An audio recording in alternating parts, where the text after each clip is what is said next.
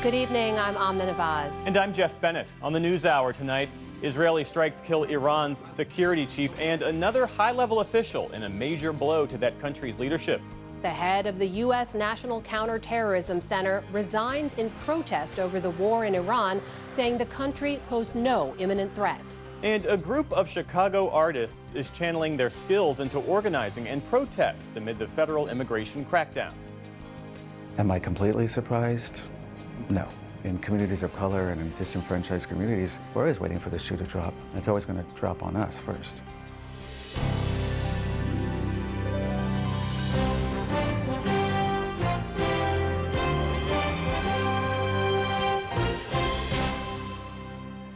Major funding for the PBS News Hour has been provided by the ongoing support of these individuals and institutions, and friends of the News Hour, including Kathy and Paul Anderson, and Camilla and George Smith.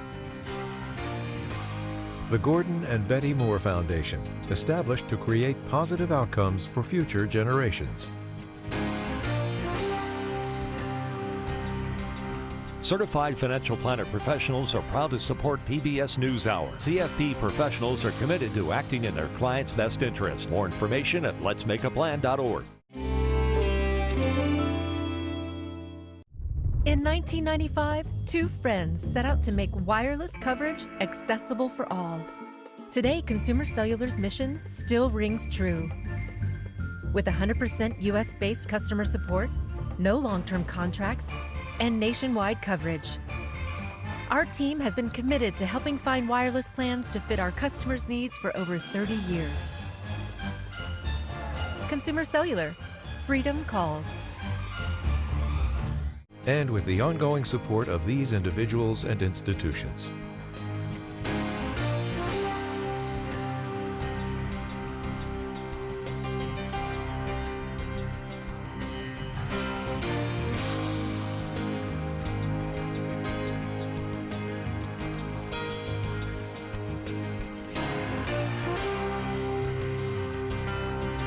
This program was made possible by the contributions to your PBS station from viewers like you. Thank you.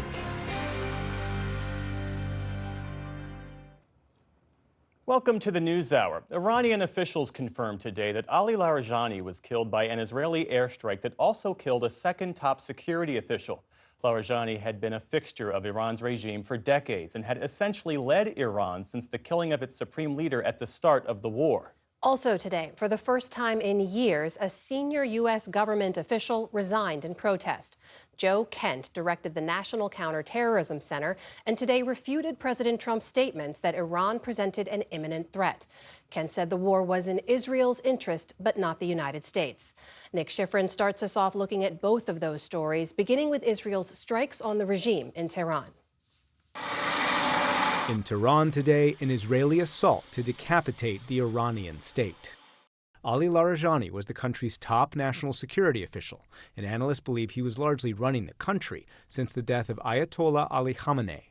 Larijani was responsible for the Ayatollah's succession plan, oversaw the recent nuclear negotiations with the U.S., was the main conduit for decades for Iran's allies, China and Russia.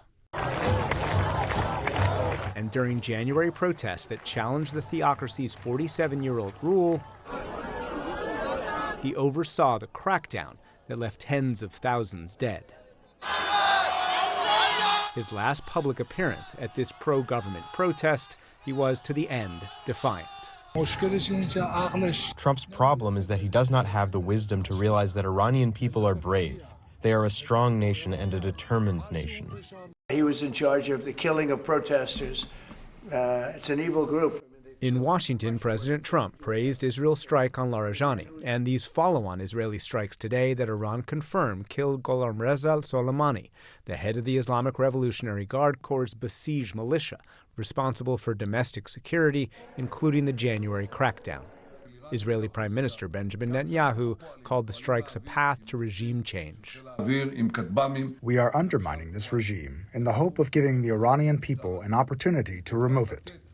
Netanyahu also suggested that Israeli jets will soon help defend the U.S.'s Gulf allies from Iranian attacks.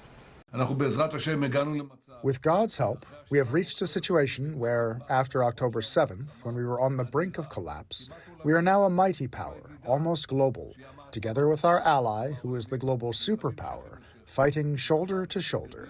Israel has been our partner. Israel's been very, very strong. It is that very American-Israeli collaboration. The president asked me to come and make sure you were okay. Celebrated today in a social media video of Netanyahu with American Ambassador Mike Huckabee, and crescendoing in this joint U.S.-Israeli war in Iran that came under attack today by National Counterterrorism Center Director Joe Kent. He publicly resigned in protest, writing to President Trump directly, saying, quote, "Early in this administration, high-ranking Israeli officials and influential members of the American media deployed a misinformation campaign that wholly undermined your America First platform and sowed pro-war sentiments to encourage a war with Iran. This echo chamber was used to deceive you into believing that Iran posed an imminent threat to the United States and that should you strike now, there was a clear path to a swift victory. This was a lie." Multiple former officials tell PBS News Hour that Kent's criticism is echoed by other members of the administration.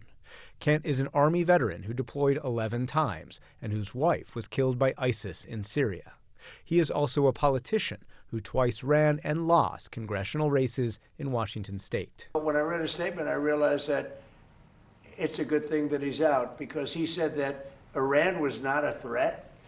Iran was a threat. Every country realized what a threat Iran was. The question is whether or not they wanted to do something about it. Today, Iran and its proxies continued to prove their ongoing threat. Rockets and drones targeted the U.S. Embassy in Baghdad, while in central Israel, a cluster warhead fired by Iran spewed shrapnel into a parking lot and train station. Israel maintained its own pressure today on Lebanon, pounding southern Beirut where Hezbollah operates. Since these strikes began, Lebanon's health ministry said today 900 have been killed. This regional war continues to rage and spark political battles in the U.S. For the PBS News Hour, I'm Nick Schifrin. We turn now to our White House correspondent, Liz Landers, for more on the political context to all of this. All right, Liz, so tell us more about Joe Kent, the director of the National Counterterrorism Center, who resigned today in protest. Yeah, well, with his background as a Green Beret and a former CIA official, he has both this military and intelligence background, but he really represents sort of the MAGA portion of this administration who is anti-war. And that is what we saw today in these comments from him. He has a close relationship with Tucker Carlson, who we've mentioned previously has been critical of this war in Iran since it started. He's also a close ally of Tulsi Gabbard, the director of national intelligence. She herself has been quite anti-war in the past. When she ran as a Democratic candidate in 2020, she ran really on that platform, no more foreign wars and interventions. I remember seeing him at her confirmation hearings last year on Capitol Hill as a close friend of hers. She responded today, it seemed, to his comments that Iran posed no imminent threats. And these are the first comments that we've seen from her about the war since it started. She said President Trump concluded that the terrorist Islamist regime in Iran posed an imminent threat, and he took action based on that conclusion. Jeff, she testifies tomorrow on Capitol Hill. I am sure that she will be asked about both Kent's resignation and also these comments about Iran. Yeah. Kent, we should note, had some extremist associations. Tell us more about that. During the confirmation hearings on Capitol Hill last year, both the ADL, the Anti-Defamation League, and the Southern Poverty Law Center were urging members of Congress not to confirm him because of these extremist links of his in the past. Today, we heard from Congressman Don Bacon online, who quipped, "Good riddance," and accused Kent of anti-Semitism. The Anti-Defamation League said again today that Kent has a, quote, history of anti-Semitism and extremism, so it's no surprise that he would blame Israel and the media in that resignation letter. The Associated Press has covered some of Kent's extremism links in the past. He has held calls. He held a call with Nick Fuentes, who is a Holocaust denier. He later denounced Fuentes, but that's just one example of a very extreme figure that he has links to from the past. Liz Landers, thank you for that reporting. We appreciate it. All right, let's get another take on National Counterterrorism Director Joe Kent's resignation. And for that, we hand it back over to Nick Schifrin. To discuss Kent's comments about Iran and what his resignation says about the intelligence community, I'm joined by Nick Rasmussen, who under the Obama administration directed the National Counterterrorism Center, the same center from which Kent resigned today. Nick Rasmussen, thanks very much. Welcome back. Thank you. To the NewsHour. In the letter, Kent refutes the president and says Iran was not an imminent threat. What do we know about what Kent might have seen in the intelligence that would lead him to so publicly go against the president? Well, the question of imminence when you're talking about threats, national security threats, is not a black and white matter, as you can imagine. And even in what Director Kent put on the record with his letter today, he didn't speak specifically to the nuclear threat or the threat to U.S. interest from terrorism or the threat from, for example, Iran's ballistic missile program. So in a sense, we don't know exactly what he was alluding to with his comments. And as I was saying a bit ago, that the concept of imminence is not black and white.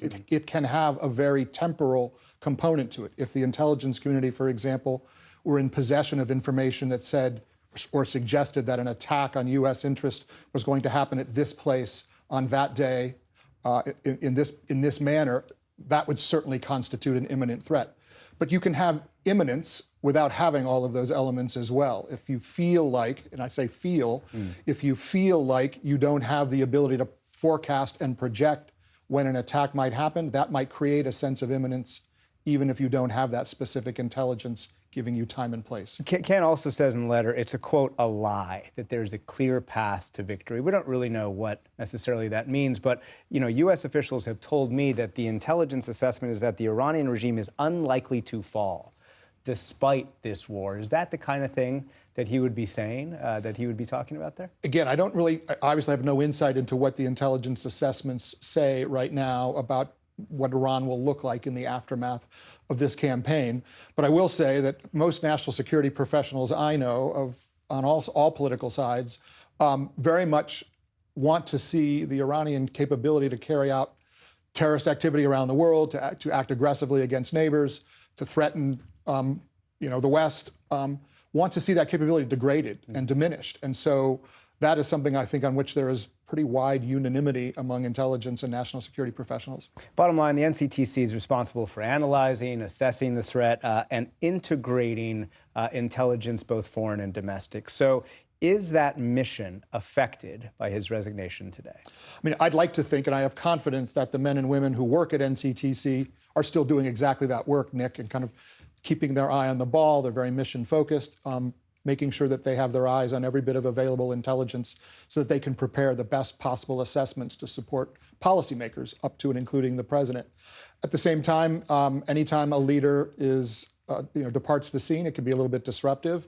And I suspect the acting director, whoever he or she is moving to try to send signals of stability and confidence to the workforce to keep them on track. How much do we know whether the NCTC has been doing, whether Joe Kent has been doing that role that we traditionally believe the NCTC has done, including under you? Well, the organization has certainly been preparing, I would believe, the intelligence assessments to undergird and to support good policymaking and good decision-making. As ever, it's a question of how those assessments are landing with the customer set. Right. The customer, of course, the ultimate, the IC customer is the President of the United States. Exactly. Right. But I don't want to understate how important it is that work go on even to support those beyond the president. For example, when you're thinking about the homegrown violent extremist threat here in the United States, it's just as important, I would argue, that NCTC, along with FBI, the Department of Homeland Security, and CIA, and our other intel community partners, support the state and local apparatus around the country as they try to worry and deal with potential homegrown threats. So that customer set is wide, deep, and very expansive. But since the war has started, we have seen multiple homegrown attacks, some of which it does seem to be inspired by the war, whether in Iran or in Lebanon with Hezbollah. How much would the NCTC have been focused on that, and how much will it be going forward? They would certainly be focused on those kinds of attacks. When an attack like that happens, along with FBI partners and other intelligence community and law enforcement partners, they would be digging in to try to determine what motivated this individual to carry out the attacks that were undertaken. And I would surmise, we don't know the full answer to that. We've seen some early press reporting, as you suggested, linking these attacks to what happened in Iran or what's happening in Lebanon. But that work probably continues, with FBI in the lead as an investigative matter. And just quickly in the last few seconds, we have overall, zoom out for us, where is the overall counterterrorism effort for the United States today? I mean, I worry a bit, but again, I'm used to worrying in this sense. You always worry when you come from a background where you focus on terrorism and counterterrorism. But I worry a little bit about the hollowing out of a workforce that has gotten younger and less experienced over time with departures from government service, either voluntary or involuntary, downsizing, budget cuts, budget reductions, the shift in emphasis away from counterterrorism and terrorism towards state competition, state conflict, and other administration priorities to include immigration. Nick Rasmussen, thank you very much. Amna, back to you. And we return now to the Israeli killing of one of Iran's most senior leaders, Ali Larijani, and their killing of the head of Iran's besieged internal security force. For that, we get two views. Alan Ayer had a 4-decade career in U.S. government, including in the Foreign Service, focusing on Iran. He's now at the Middle East Institute. And retired Colonel Joel Rayburn had a 26-year career in the Army. During the first Trump administration, he was on the National Security Council staff, focusing on Iran in the Middle East. He's now a senior fellow at the Hudson Institute. Welcome back to you both. Alan, I'll begin with you. The killing of Ali Larijani, how significant is it? What does it change? It's pretty significant. He was the most important civilian leader right now in Iran, alongside the head of the parliament, Speaker Ghalibaf. So it's important, and it's quite possible he'll be replaced by someone more hard line. But what's most important, above and beyond what individual is up, down, living, and dead, are the institutions. And here's what hasn't changed. The Islamic Revolutionary Guard Corps and the Beit-e-Rahbari, which is the administrative exoskeleton that the late Ayatollah Khamenei created, they're still in the driver's seat. So Larijani's dead, but his power never came from popular appeal. He was, handpicked by the elites. They'll pick someone else, and Iranian policy will, by and large, continue in the current war footing. Joel, this idea that Larijani's killing means a more extremist replacement for him, a more hardline replacement, and makes the regime more intractable, harder to deal with. Do you agree with that? Well, they're already pretty intractable. I don't know how much more intractable they can become is marginal. And I think Ali Larijani represented continuity from Ali Khamenei's policy, his national security policy, his hostility to the United States and the surrounding region. He was also one of the main people, as Alan pointed out, directing the Iranian war effort. So, I mean, he's a valid, legitimate military target, and I don't think you can worry about the personalities inside that ruling coterie when you're doing that kind of targeting. You have to go after the enemy chain of command if you're in the position of the United States and Israel. So that's what was done. I think, actually, though, where I would disagree with Alan somewhat is leadership does matter. Ali Larijani's been there in that leadership team for more than a decade. I mean, he's had a very senior role going back multiple decades. So there is, institutions may be strong or they may be brittle. There is in the Iranian regime a precedent that leadership, if it's eliminated, can lead to a drop-off. Look at the removal of Qasem Soleimani. The Quds Force, the Iranian Quds Force, has never been the same since the taking out of Qasem Soleimani, replacing by Ismail Qani. There's a degradation in their capabilities, their effectiveness, and their coherence. So, yeah, institutions matter, but leadership, individual leadership matters just as much, I think. Is the regime less capable, less competent without Larijani? Could that lead to regime change? Well, it's certainly less competent. Joel's quite right. There's collective expertise. Larijani had a lot of it. What's interesting about him, though, is, for example, he was on the outs politically as recently as 2025. He was barred from running for president by the elites in 2021 and 2024.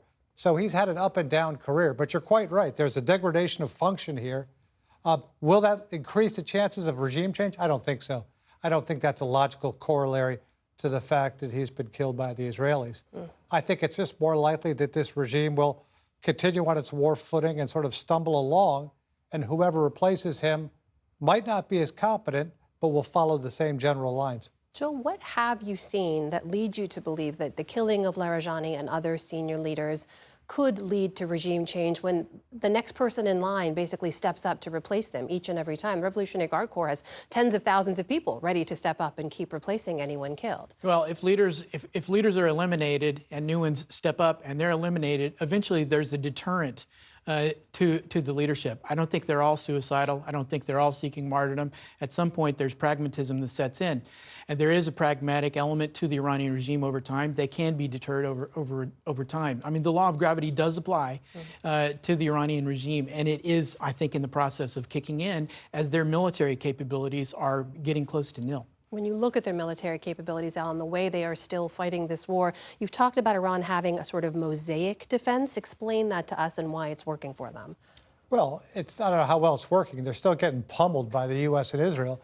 But the Mosaic Doctrine was born of long experience. It started after the Iran-Iraq War, and it's basically decentralizing command and control to much lower levels. So if you decapitate the leadership, you could still have lower levels acting on their own autonomously, perhaps with prearranged or pre-written orders.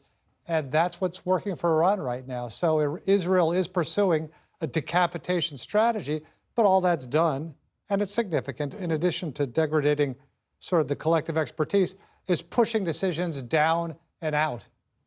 So if the plan is to operate in this decentralized way, what does that mean for how the U.S. and Israel wage this war? And does it stretch the timeline? Mean that an unpopular war here in the U.S. that's causing oil prices to go up could stretch even longer? Well, I don't think you can mount a coherent strategic defense when your decentralized elements can't cross-coordinate. They can't mount a synchronized defense, synchronized operations, and their capabilities are distributed. You just wind up with a bunch of, over time, you may in the first few volleys have a significant response.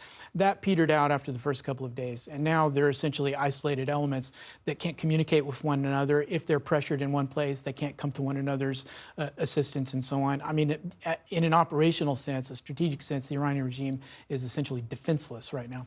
In the few seconds I have left, if the regime does collapse, Alan, what takes its place? Is the U.S. better off with whatever replaces it? Well, if it collapses, you have a collapsed state. You have a failed state. You know, the law of entropy works one way. You don't collapse into something as complex or more complex. So a failed state doesn't lead to a new, different, better, more pro-Western, more user-friendly regime.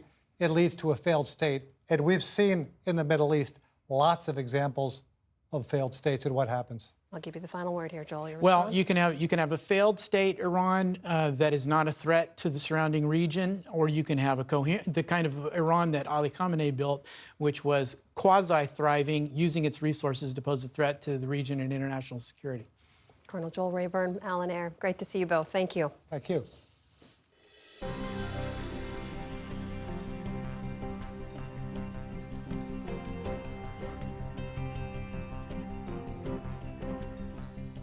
In the day's other headlines, the weather whiplash shows no signs of letting up, with travelers caught in the middle. Look at this line. It's long. I hope I don't miss my flight. The wild weather has played a part in the more than 7,000 delays across the country. The airport upheaval has been compounded by the DHS shutdown, which has led to widespread TSA staffing shortages. A top TSA official said today that some smaller airports may have to shut down if agency funding remains cut off. It comes after powerful storms swept through the eastern half of the country, toppling trees and power lines overnight in parts of New England. While in the upper Midwest, people are still digging out from feet of snow that fell over the weekend.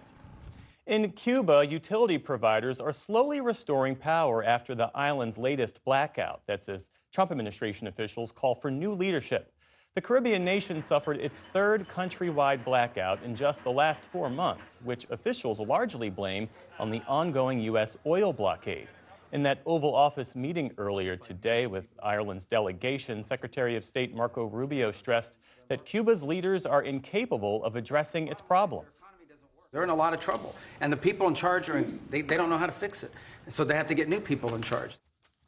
Just yesterday, President Trump said he could have the honor of taking Cuba in some form, adding, quote, "I can do anything I want with the nation." It follows Cuba's president saying talks have started between U.S. and Cuban officials with the aim of ending the crisis. In Afghanistan, officials say at least 400 people were killed in an airstrike overnight by Pakistan. Workers pulled bodies from the wreckage of a drug rehabilitation hospital in Kabul today, and the Taliban-led government threatened retaliation. Pakistan did claim responsibility for the strike, but said it had targeted a military facility. And it dismissed Afghanistan's claims that hundreds were killed as propaganda. Survivors filled nearby hospitals where they described the chaotic moments of the attack. I was in the kitchen cooking food for the patients when suddenly I heard the sound of an aircraft and the kitchen filled with fire. I rushed outside and saw that everything was on fire. The flames were coming from above. The UN has called for an investigation of the strike. It marks a dramatic escalation in tensions between the two countries following weeks of cross-border attacks. Back in this country, residents in northeast Ohio reported a loud boom this morning as a suspected meteor fell from the sky. The National Weather Service put out this video of the fireball streaking across the horizon. You see it there. It could be seen hundreds of miles away, with the American Meteor Society saying it received reports from Wisconsin to Maryland.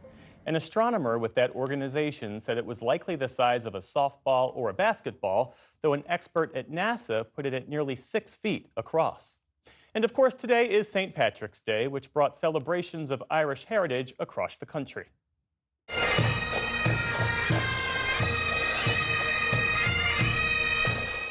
As usual, New York City hosted the world's oldest and largest St. Patrick's Day parade with roots dating back to the 1760s. Thousands braved the cold to watch marching bands, veterans groups, and community organizations march up Fifth Avenue, with many dressed in their festive green. Meantime, on Capitol Hill today, in many ways, the story of America cannot be told without the story of the Irish. We are intertwined in that way. House Speaker Mike Johnson joined President Trump and Ireland's leader Micheál Martin for a Friends of Ireland luncheon. While in Boston, former President Joe Biden, who often speaks about his Irish roots, made an unannounced stop at a St. Patrick's Day breakfast where he commended Ireland's commitment to democratic values. On Wall Street today, stocks held steady despite another rise in oil prices. The Dow Jones Industrial Average managed a slight gain of nearly 50 points. The Nasdaq added roughly 100 points on the day. The S&P 500 also ended slightly higher. And Kiki Shepard, longtime co-host of Showtime at the Apollo, has died. All right, we're gonna bring out the lovely Kiki Shepard. All right. Woo, look at that. Woo. Looking like Miss Jetson, huh? Dubbed the Apollo Queen of Fashion, Shepard was a staple on the show, appearing from 1987 to 2002. She also appeared on a range of TV shows, including A Different World and Grey's Anatomy. And Shepard was a devoted advocate for patients and families of those affected by sickle cell disease. Her representative said she died of a heart attack. Kiki Shepard was 74 years old. Still to come on the News Hour, how the closure of the Strait of Hormuz is causing massive trade disruptions worldwide. We examine the career and qualifications of Senator Mark-Wayne Mullin, President Trump's pick to lead the Department of Homeland Security. And Team USA faces off against Venezuela in the World Baseball Classic Final. This is the PBS News Hour from the David M. Rubenstein Studio at WETA in Washington, headquarters of PBS News. As the war with Iran continues, businesses and shipping companies are growing increasingly concerned about potential disruptions to the global supply chain, from rising shipping costs to delayed cargo and vessels stranded at sea. So far, major ports here in the U.S., including the Port of Los Angeles, are operating normally with no significant congestion.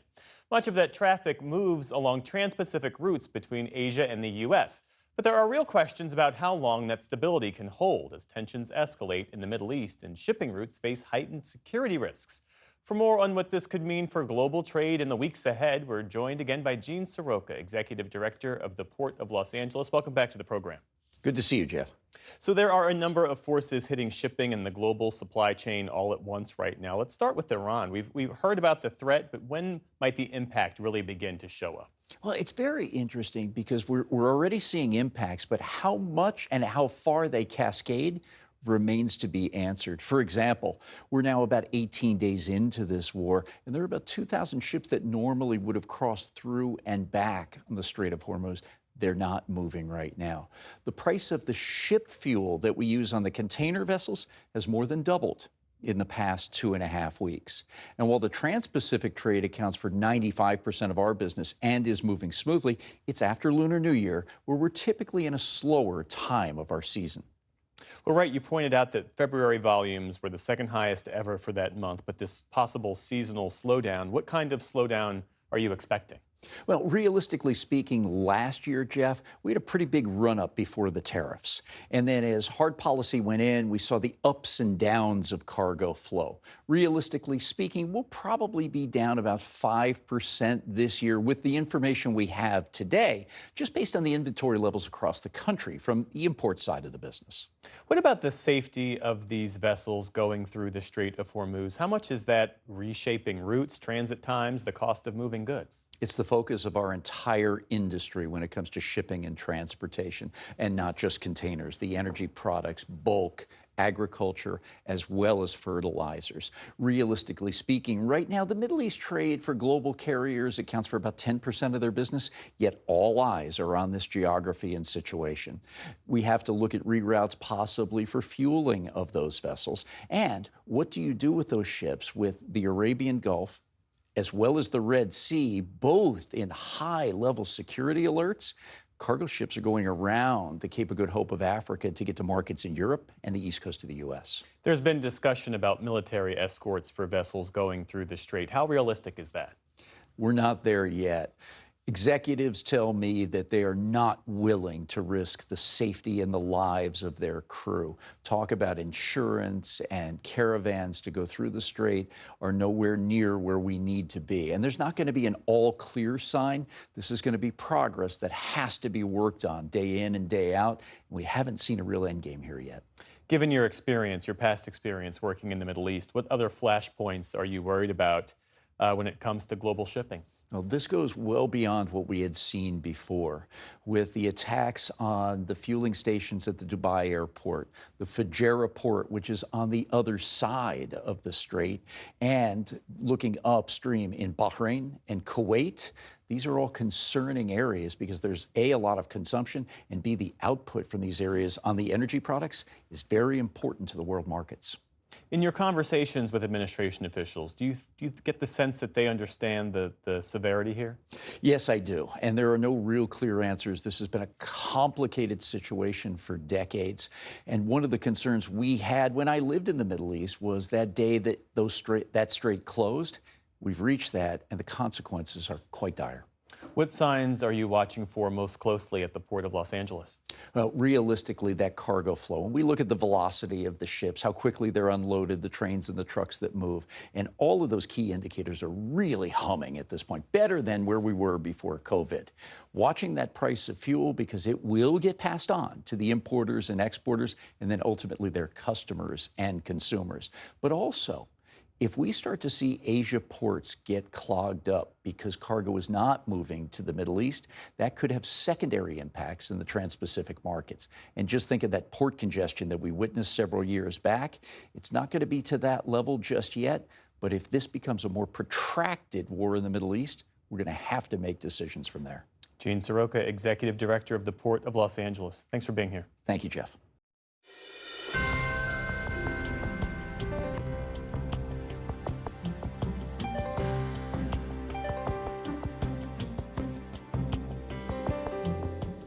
Oklahoma Senator Markwayne Mullin will face his colleagues tomorrow for his confirmation hearing to lead the Department of Homeland Security. Mullin's nomination comes after President Trump fired former DHS head Kristi Noem in the first cabinet shakeup of his second term. Lisa Desjardins takes a look at how Senator Mullin went from an MMA fighter to a MAGA warrior and how he might soon run DHS. Yes. Tonight, please put your hands together for Senator Markwayne Mullin. He is unconventional, a former MMA fighter, a businessman without a bachelor's degree, and he's often unfiltered. For example, stumping for the Trump campaign in 2024 in North Carolina. Man, I'd like to say I got a great connection in North Carolina. I don't, really. But he is Oklahoma through and through. Hi, I'm Mark-Wayne Mullin with Mullin Plumbing. The owner of his family's plumbing business and a cattle rancher, Mullin branded himself as a political outsider when he first ran for Oklahoma's 2nd Congressional District in 2011. Like you, Mark-Wayne Mullin has had enough of Washington intruding in our lives. Mullin won, becoming the 2nd Republican to represent the district in a century. He's from Stillwell, Oklahoma, which is a very rural part of the state. It also is one of the poorest cities in all of the country. Reese Gorman reports on Congress for Notice and covered Mullin as an Oklahoma reporter, including Mullin's pledge to serve no more than 3 House terms. But when the time came, Mullin and his wife Christy reconsidered, prayed, and We looked at each other and we said, we're running again. And immediately, we understand that people are going to be upset. And we get that. We understand it. Oklahomans were definitely upset about it, but it didn't cost him in the election. Mullin won the race, and more attention followed, including from President Donald Trump. And President Trump was one of the first people to call me. Mullin said on a podcast last year that Trump phoned him weekly after his son suffered a traumatic brain injury in 2020. Later that year, when Trump lost the presidential election, Mullin echoed lies that the vote was stolen and said he planned to contest the results. When there's as many questions still out there on the electoral votes and the votes that took place, we have to challenge it. That's what Congress is supposed to do on January 6th. Instead, rioters stormed the Capitol on January 6th. That day, Mullin helped Capitol Police block the doors to the House chamber. The noes have it. Hours later, he still voted to challenge the 2020 election results and continued to defend Trump. And soon, Trump backed Mullin in his 2022 Senate run. Mullin won that too, and as a member of the Cherokee Nation, he became the first Native American senator since 2005. And when Trump hit the campaign trail for the 2024 election, Why is tribal land treated like public land? Mullin especially reached out to tribal areas. Among Republicans, he's known as a specialist in building relationships. Even though he's a senator, he's in these House GOP conference meetings every week. He sees himself as a conduit between Senate leadership and House leadership and the White House. That has included staunch work for Trump's immigration agenda, backing his efforts to deport undocumented migrants and end birthright citizenship, as well as defending federal officers after the killings of Alex Preddy and Renee Good in Minnesota. If you don't want to be in harm's way, don't get in the way of police officers from doing their job. At the same time, Mullin also is seen as potentially open to limited immigration reform with a legal status for some. I think there would be a conversation that might have towards like DACA individuals that were brought here under the age of 18 by their parents. Maybe if you want to talk to someone that's been here in the country for 10 years or longer. Mullin's tenure in Congress has not come without controversy. The House Ethics Committee ordered Mullin to pay $40,000 back to his family business after learning he received company money through an accounting error, violating ethics guidance. And in 2023, he made headlines when he challenged the Teamsters Union president, Sean O'Brien, to a fight during a Senate hearing. You want to do it now? I'd love to do it right now. Well, stand your butt up then. You stand your butt up. Oh, hold on. Big guy. Oh, stop it. Is that your solution every poll? No, sit down. Sit down. Okay. You're a United States Senator. Sit down. Active. Oh, okay. Sit down, please. But Mullin applied relationship skills, and O'Brien is now a supporter, endorsing Mullin to be DHS secretary as someone willing to, quote, stand his butt up for the country. Speaking to his approach, Mullin praised his predecessor, Kristi Noem, but told reporters earlier this month that he wants to improve the agency. Is there always lessons to be learned?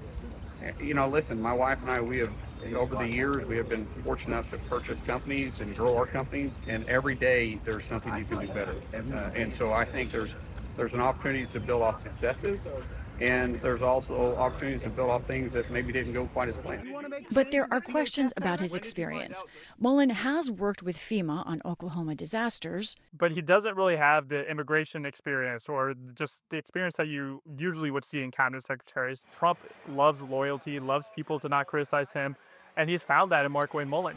Mullin will face his fellow senators. I'll be back. And the Senate committee overseeing Homeland Security at his confirmation hearing on Wednesday. For the PBS News Hour, I'm Lisa Desjardins.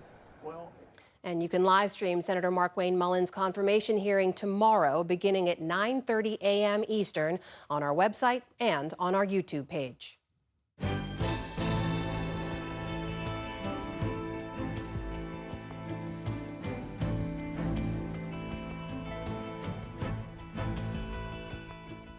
The Trump administration's nationwide immigration crackdown has ignited protests from Los Angeles to Minneapolis. It has also galvanized grassroots artists and community organizations. Senior arts correspondent Jeffrey Brown reports from Chicago, where shootings involving federal immigration agents and President Trump's threats to send in the National Guard led to citywide protests. Artists have been at the center of the movement, using their skills and resources as part of organized dissent. This report is part of our Art in Action series, exploring the intersection of art and democracy and our Canvas arts coverage. At first glance, a normal craft night at a neighborhood art center. But as volunteers fold printed pamphlets called zines, they're really participating in a grassroots political protest. With everything that's been going on since the summer with immigration and ICE presence, we started a whistle community alert campaign. And so people come in on Mondays and Tuesdays to help pack whistles and zines. Teresa Magana is an artist and co-founder of the Pilsen Arts and Community House in Chicago. It hosts art exhibitions, teaches classes for kids, and offers a free space for artists to work. It's in the heart of the heavily Latino Pilsen neighborhood, which has been one target area amid the Trump administration's citywide immigration raids. The zines and whistles instruct volunteers how to signal to residents when ICE is in the neighborhood. Magana was inspired after seeing protests in Los Angeles this past summer.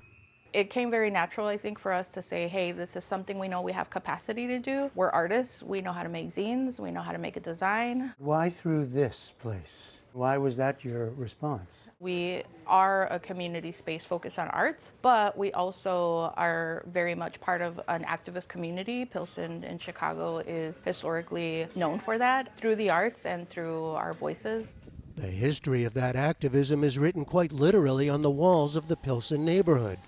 Political murals here go back decades, protesting gentrification, American military intervention, and more recently the presence of federal immigration agents in the city. Local printmaker Atlan Arceo Witzel has turned his focus to helping, and printmaking is an art form that enables him to get his work out quickly. Now we have all this water-based media that dries really fast. It's something you can kind of push out to your networks of support, whether that be for a demonstration in the streets or for, pasting up outside or, stapling to a telephone pole. From a graphic image perspective, what do you need to make it work? Having a balance between the words and the image is key, because sometimes the image is the thing that holds you after you're able to read the text. Making sure those images reach people in the real world presents another challenge. I think there is a tendency for people to think about the arts as something that doesn't happen in our everyday life. Art professor Melita Morales is part of a collective that supports immigrant families impacted by federal raids. She organizes events where the group makes banners together, using art to get out their message and to build community.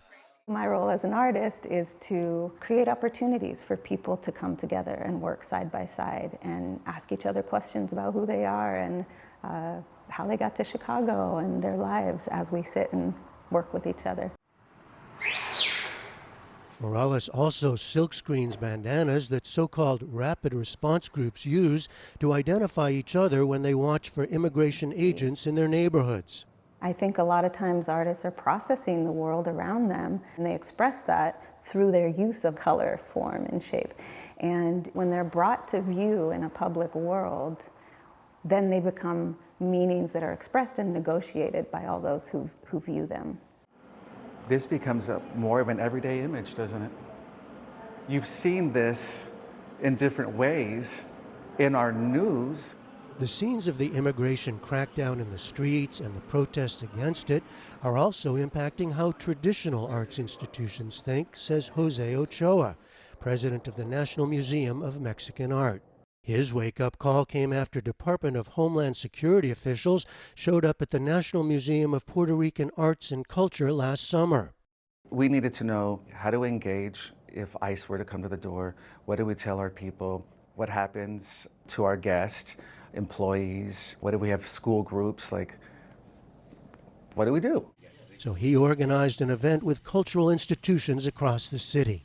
The rules of the game kept changing. And so here at the museum, we've had to keep moving along. And so back then, in the summer, I was learning how to identify the warrants. What's an administrative warrant versus a judicial warrant? These are not the kind of concerns you thought you'd have as a head of a museum. No, not really. Am I completely surprised? No. In communities of color and in disenfranchised communities, we're always waiting for the shoe to drop. It's always going to drop on us first. The museum is also saving pieces of community protest art. Its traditional work of collecting art now very much in the moment. Prominent artists in Chicago's hip-hop community, including Vic Mensa and Chance the Rapper, People are being abducted. have also been using their voices to respond to what they're seeing. We're seeing videos of things, people getting pushed out of buildings and out of cars and things of that sort, and it's like, you can't unsee it. We met 30-year-old Femdot, a Chicago native born to Nigerian immigrant parents who's active in the community as musician and head of an education and civic engagement nonprofit. I'm a child of immigrants, so like it's extremely personal. It could be me. So how does that impact you as an artist, as a musician? Having a platform, whether that is just the music itself or the platform I've built based off the music, it's like, okay, I have to be able to speak to this in some capacity. Simply just tapping into my community, what's happening, what's going on, how can I be of service, how can I amplify things, and also create safe places for community to develop. Because also like people also experiencing joy and also having community is equally as radical. Back at the Pilsen Arts and Community House, Teresa Magana says she sees her work as part of a wider movement. Everybody that has stepped in here, they've taken it back home to their family, their friends, to local businesses. It's just a way to spread the pollen, you know? In the form of whistles and zines, with orders for more coming in nationwide. For the PBS News Hour, I'm Jeffrey Brown in Chicago.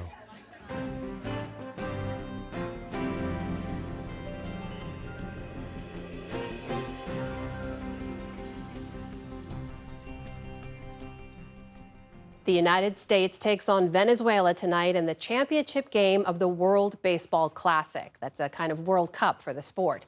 The matchup caps 2 weeks of international play that had everything. Nail-biters, comebacks, controversial calls, a Cinderella story, and heartbreak for fans in Japan and the Dominican Republic. Tonight's game pits top American players against a potent Venezuela team playing in a WBC final for the first time in their country's history. And we should say there are players for Major League Baseball teams on both sides here, as has been true throughout the tournament.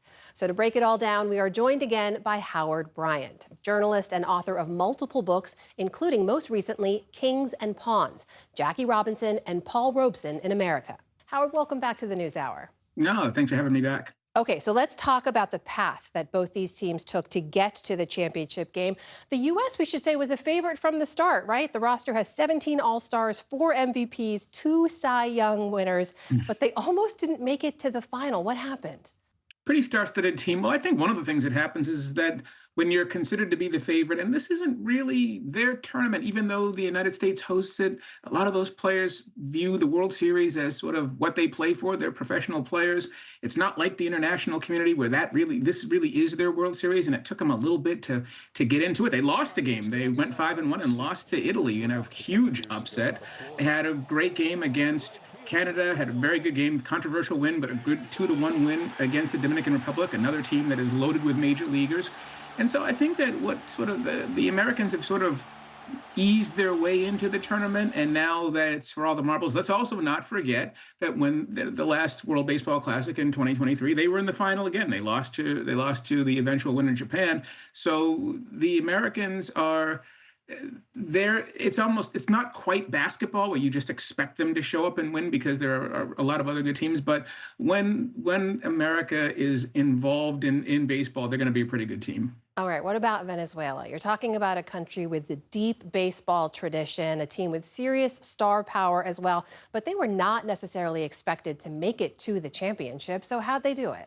Oh, they did it by beating Japan. They beat the defending champions. They came through against a team that everyone was expecting a rematch between the United States and Japan, with Shohei Ohtani, of course, the best player in the game. But let's not forget that as much as we talk about the Americans and their star power, you still have Ronald Acuna Jr., who is the superstar of the Atlanta Braves. You've got, Eugenio Suarez from Seattle. You've got Jackson Chourio, the superstar from Milwaukee. They've got players, trust me. They've got a lot of good players, and they sort of broke the hearts of Italy coming back in the semifinal. Italy looked like they were going to do the Cinderella thing. So you've got two really good teams who a lot of those players know each other. They've all been playing against each other for years. They're going to be playing against each other again when spring training resumes and when the regular season goes. So it's going to be a big game, a great game. And it's really fun. It's actually been, I think, the best tournament so far of the last 20 years they've been doing it. The American team captain Aaron Judge said the crowds were bigger and better than the World Series. For anyone unfamiliar with the World Baseball Classic, give us a sense of that atmosphere. Well, the atmosphere you're getting is, and it really does depend. I mean, I think one of the beauties of baseball, it's a true international sport. There, not all the countries play it, but the countries that do play it, the United States, Canada, Cuba, Puerto Rico, the Dominican Republic, Venezuela, Japan, Korea, they all play with a little bit of different style. Certainly when you bring the Latino players into it, it's a party. I mean, you watch Venezuela, they've got a drum in the dugout. You watch Nicaragua, they were having fun as well. The Dominican Republic, it's always feels like the Caribbean League when they're playing. So they bring that that flavor to it. And so it's a big party. They really enjoy playing the game, and I think that's actually one of the things that's been really interesting, is that the Americans were the ones who were sort of the sourpuss of the tournament, because it's not the Olympics, as Bryce Harper said, that they were kind of the curmudgeons. But when you look at the other teams, Japan, and this is their moment where they get to be on the international stage. They're playing in the United States, and baseball has worked really, really hard to sort of turn this into a World Cup of baseball. A lot of people rolled their eyes, but when you go to those games down in Houston and you look at where those games, you look in the crowd, people are having a lot of fun. There's really nothing to be sort of sour about. We should also point out none of this is happening in a vacuum. And while players for both the U.S. team and the Venezuelan team have avoided talking about politics, tonight's matchup is going to come less than 2 months after the U.S. seized the Venezuelan president, Nicolas Maduro, from his home in Caracas, brought him to the U.S. to face narco-terrorism charges. How is that backdrop impacting the game at all? What does it mean in particular for Team Venezuela? Yeah, it'll be very interesting to find out. A lot of these players have avoided these questions. They're still there. Everyone knows what's happening. I think that this is a very interesting moment in sports in general, because there is so much international activity and sports has overlapped. You see it with the U.S. and Canada, not just when they played in the World Baseball Classic last week, but also when the U.S. and Canada played in the Olympics. This is one of the things about international competition. You see it with the Olympics, depending on certain countries, how they interact with each other. So I'm looking forward to seeing sort of what that energy is. Maybe these players are downplaying it because they just don't want to get involved, or maybe you're going to see some real heightened intensity because of everything that's happened. So before I let you go, care to make a prediction about tonight's game? Who will win? Oh, I can't make any predictions, but I will say one quick thing. I don't know who's going to win. That's why they play the game.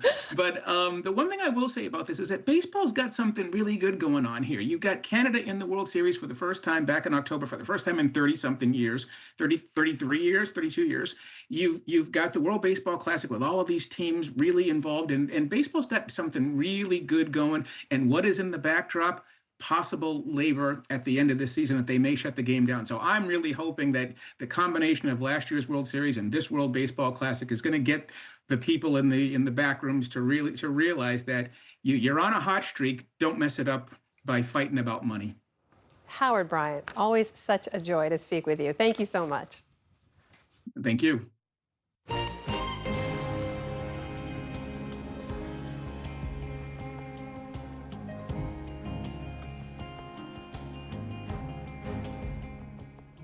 And that is the NewsHour for tonight. I'm Amna Nawaz. And I'm Jeff Bennett. For all of us here at the NewsHour, thanks for spending part of your evening with us. Major funding for the PBS NewsHour has been provided by Cunard is a proud supporter of public television. On a voyage with Cunard, the world awaits. A world of flavor, diverse destinations, and immersive experiences. A world of leisure and British style. All with Cunard's White Star service.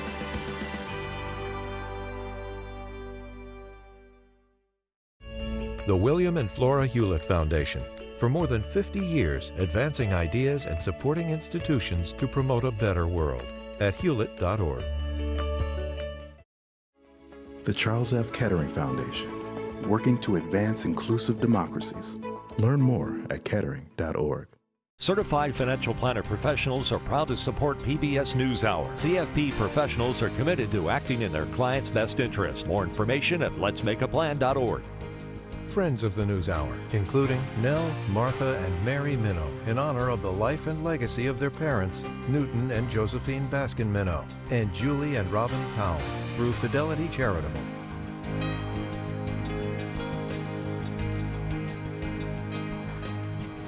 Carnegie Corporation of New York, working to reduce political polarization through philanthropic support for education, democracy, and peace.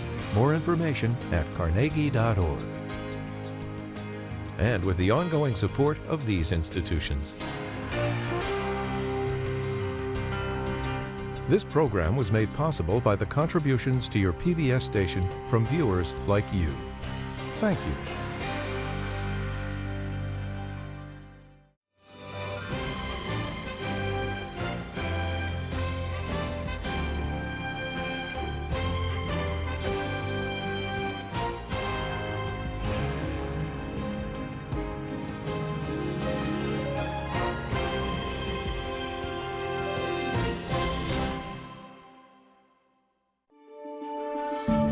You're watching PBS.